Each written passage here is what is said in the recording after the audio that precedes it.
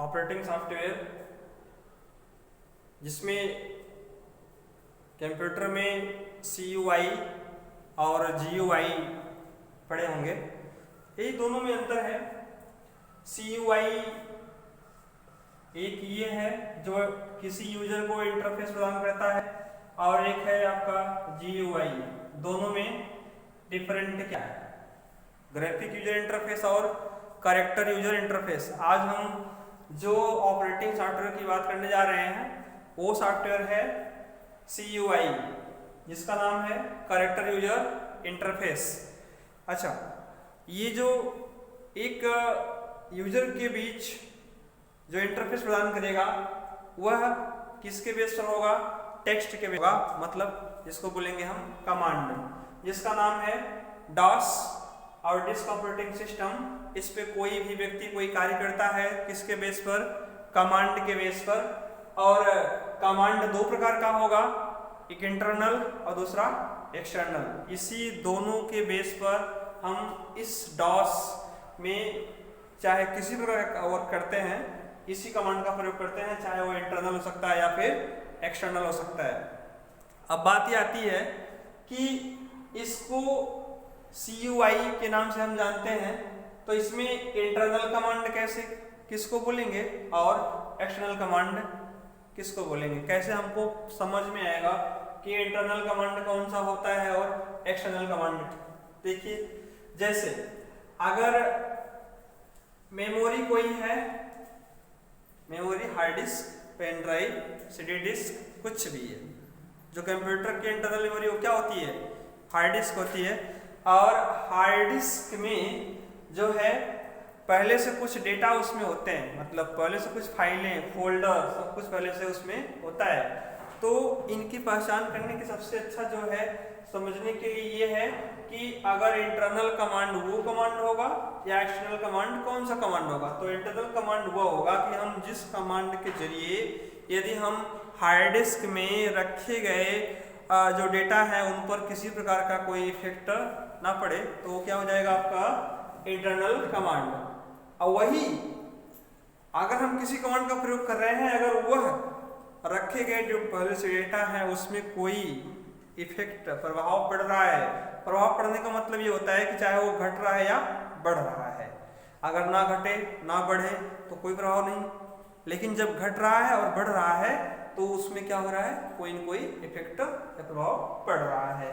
तो आप समझते हैं कि हम उस कमांड का प्रयोग करेंगे जिस कमांड का प्रयोग करने से हमारे कंप्यूटर सिस्टम में रखी गई फाइलों पर या हमारे डिस्क में प्रकार का कोई परिवर्तन नहीं हो सकता है। वो हमारा कमांड क्या हो जाएगा? Internal command. और ऐसा कमांड जिस कमांड का प्रयोग करके हम अपने रखी गई फाइलों पर किसी प्रकार का इफेक्ट यदि हमको देखने को मिलता है, वो कमांड क्या हो जाएगा? External command. जैसे अगर कंप्यूटर के इंटरनल डिस्क में यदि मान लीजिए इसमें 4 जो है फाइलें हैं। कितनी फाइलें? 4 फाइलें इसमें पहले से पड़ी हैं, तो इसमें कब इफेक्ट पड़ेगा, कब इफेक्ट नहीं पड़ेगा। जैसे अगर हम ये चेक करना चाहें कमांड के बेस पर, इसमें सबसे पहले कि हम जो भी कोई कार्य करते हैं सब कमांड पर आधारित है। हमें फाइल को चेक करना है तो कमांड, फाइल को जो है डिलीट करना है तो कमांड, फाइल का नाम बदलना है तो कमांड, फाइल को कॉपी करना है तो कमांड। मतलब जितना भी काम करेंगे हम DOS में सब किसके द्वारा? कोई न कोई उसका कमांड होता है, उसके बेस पर काम करता है।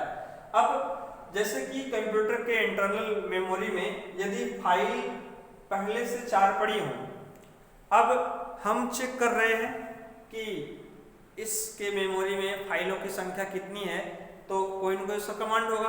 तो कमांड ने बताया कि इसके इंटरनल मेमोरी में कितनी फाइलें हैं? 4। तो 4 फाइलों को बताया, इसमें रखी गई चारों फाइलों पर कोई प्रभाव नहीं पड़ा। कोई प्रभाव नहीं पड़ा तो कौन सा कमांड हो जाएगा? इंटरनल कमांड हो जाएगा। अब दूसरा कमांड का प्रयोग करके देखते हैं कि यदि हमें ये चेक करना है कि इसमें फाइल कब बनी थी, इसमें फाइल कब बनी थी, तो ऐसा भी देखने पर, ऐसा भी कमांड देने पर इसके 4 फाइल में कोई परिवर्तन नहीं होगा, नहीं होगा तो क्या होगा, इंटरनल। अब इसमें आते हैं एक्सटर्नल फाइल या इंटरनल कमांड। ऐसा होता है कि जो इन रखे गए फाइलों पर कोई इफेक्ट कर दे, प्रभाव कर दे। जैसे अगर 4 फाइल है, एक फाइल को हमने डिलीट कर दिया तो 3 फाइल बची, तो इसमें प्रभाव हुआ। 4 फाइल थी, कितना बचा, 3, एक कम हो गया, एक कम हो गया, यही स्विचेंजेस है, वही परिवर्तन है। तो वह कमांड, जिस कमांड से एक फाइल को हमने डिलीट किया, वो कमांड क्या हो जाएगा, एक्सटर्नल कमांड हो जाएगा। तो ऐसे समझिए कि जिस कमांड का प्रयोग करके हम रखे गए कंप्यूटर में डेटा किसी प्रकार का इफेक्ट अगर हो जाता है तो वो क्या हो जाएगा, आपका इंटरनल कमांड। और डेटा में किसी प्रकार का कोई परिवर्तन नहीं होता है, सिर्फ हम किसी भी नोटिफिकेशन जानकारी के लिए किसी कमांड का प्रयोग करते हैं। जैसे कंप्यूटर में टाइम चेक करना है या कंप्यूटर का डेट चेक करना है या फिर अन्य हमको सूचनाएं अगर प्राप्त करनी है तो जो है कितने कमांड क्या हो जाएगा, इंटरनल कमांड हो जाएगा। तो ये है। अब थोड़ा सा एक परिवर्तन है, परिवर्तन ये है कि हम डॉस में रहते हैं तो किसी फोल्डर को हम डायरेक्टरी के नाम से जानते हैं। किसके नाम से, डायरेक्टरी। लेकिन होता क्या है, फोल्डर। तो दोनों एक ही हैं, बस क्या है, डॉस में हम जब रहेंगे तो उसी फोल्डर को क्या बोलेंगे, डायरेक्टरी।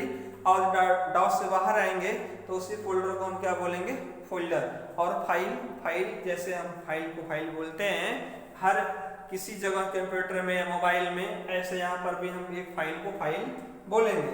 अब डायरेक्टरी क्या होता है, जो होता है फोल्डर एक स्टोरेज स्पेस होता है। हम अपने फाइलों को क्लासिफिकेशन करके हम अलग अलग जो है डायरेक्टरी के रूप में रखने के लिए हम इसका प्रयोग करते हैं फोल्डर का। फोल्डर में हम फाइल को सेपरेटली ढंग से रखते हैं। तो अंतर यह है कि जब तक हम डॉस में रहेंगे तो किसी फोल्डर का नाम बदल जाएगा, क्या हो जाएगा, डायरेक्टरी। और जब हम डॉस से बाहर आएंगे तो उसी फोल्डर को क्या बोलेंगे, फोल्डर। तो ये था आपका डॉस का कंसेप्ट। इसमें मात्र आपको 2 ही कमांड जानना है, एक इंटरनल और एक्सटर्नल। एग्जाम में आता है कि आप इसमें से इंटरनल कमांड जो है देखिए कौन सा है या एक्सटर्नल कमांड कौन कौन से है। डॉस से यही सब पूछता है, एग्जाम में जो क्वेश्चन आएगा इस तरीके से आएगा। तो ये था आपका कंसेप्ट डॉस का।